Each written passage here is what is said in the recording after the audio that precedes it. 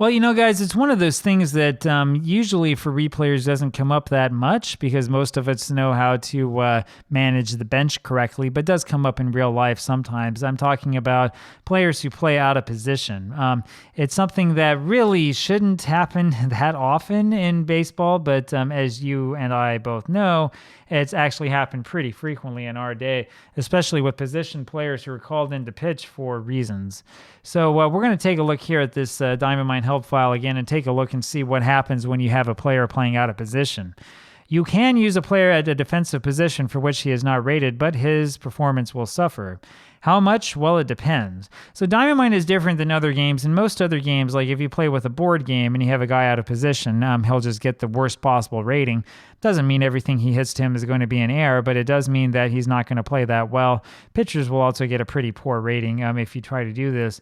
I'm looking through this, and I don't think that this mentions pitchers pitching out of position, though you can do that in Diamond Mine if you really want. Although I would ask why you would do that, because it reflects poor bullpen management just like it does in real life. Anyway, your experience may vary. Players can make a relatively painless transition to an easier position that is similar to the one they're already rated for. The penalties are much greater for moving to a very different position that is also more difficult to play. For example, a center fielder can play left field or right field without suffering much at all, which is how it should be, right? So I grew up playing APBA. In APBA, the player would just be rated outfielder because there's no difference between center field, right field, or left field. The difference is in the number of chances you get, basically. You do the same thing with all three positions, right? It's not like, oh man, I'm playing center field. I got to remember to run after the ball when it's hitting the air. I mean, come on, it's the same thing. A left or right fielder moving to center field has a more difficult time because there's more ground to cover. I mean, kind of. Again, I would put a real big sort of question mark by that one. I'm not sure that that's entirely accurate, having played before. Similarly, a move from shortstop to second base won't cost you too much, while a move from second base to shortstop will hurt a little bit more.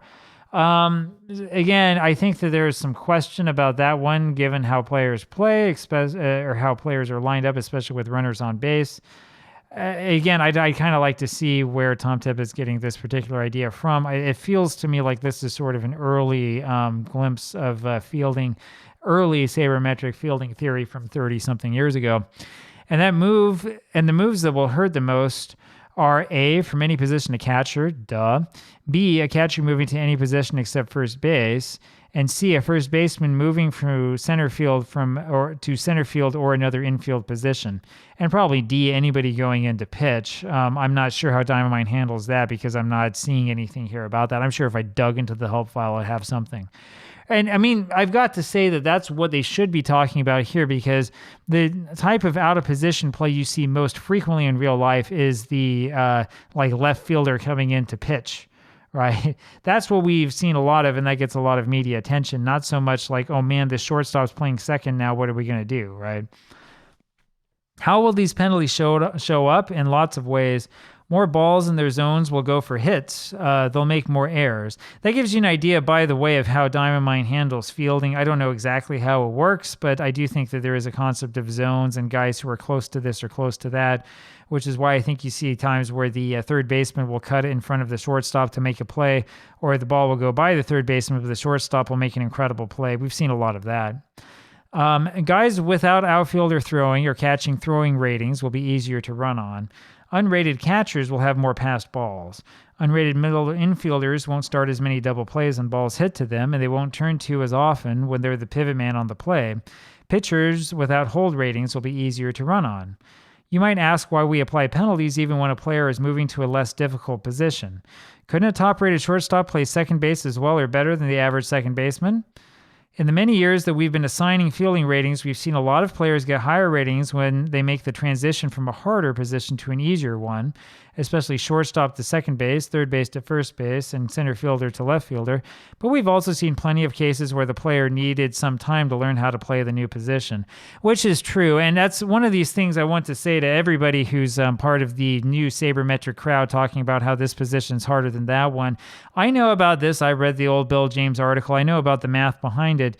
But again, if you'd ever played the game of baseball, you know that it takes a while to figure out how to play a position you're not familiar with, no matter how good you are. It doesn't come naturally, right? And while some positions are harder than others, it doesn't mean that it's impossible for, say, an outfielder like Honus Wagner to learn how to not only play shortstop, but be one of the best defensive shortstops of all time, right? So, I mean, this idea that, like, it only works one way is kind of contradicted by historical evidence. It's not really true, and it's not really the case. We need to, at some point in time in the sabermetric world, we need to have sort of a little talk and a real come to Jesus about these fielding ratings and how we're looking at them, because the way it's set up right now is ugly. I've said this before, I'll say it again. The way the WAR handles this stuff is kind of backwards, right? It should be looking at chances and expected chances instead of, offering these really like arbitrary penalties for a guy just because he played in left field. It doesn't make any sense. Anyway, someone has to play left field. That's your problem. Every position requires mastery of a different set of skills.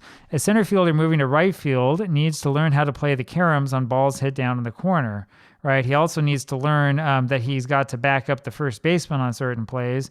He's got to learn who the cutoff man is and what angle to see it from. He's got to learn how to do things like, gauge the angle of the ball that's coming at him, figure out where foul territory is, figure out how to deal with a fence that's much closer to him now, and a whole bunch of other things. It's not as smooth and as simple as you might think. A third baseman needs great reflexes to handle the hot smashes that come his way, and this might not be the strong suit of a middle infielder moving to third base. A shortstop moving to second base must learn how to make the pivot with his back to the runner, right? So those are two other points that are very, very important that don't always show up when we're talking about this stuff. Again, if you're out there playing the game and you're practicing this, you know this instinctively.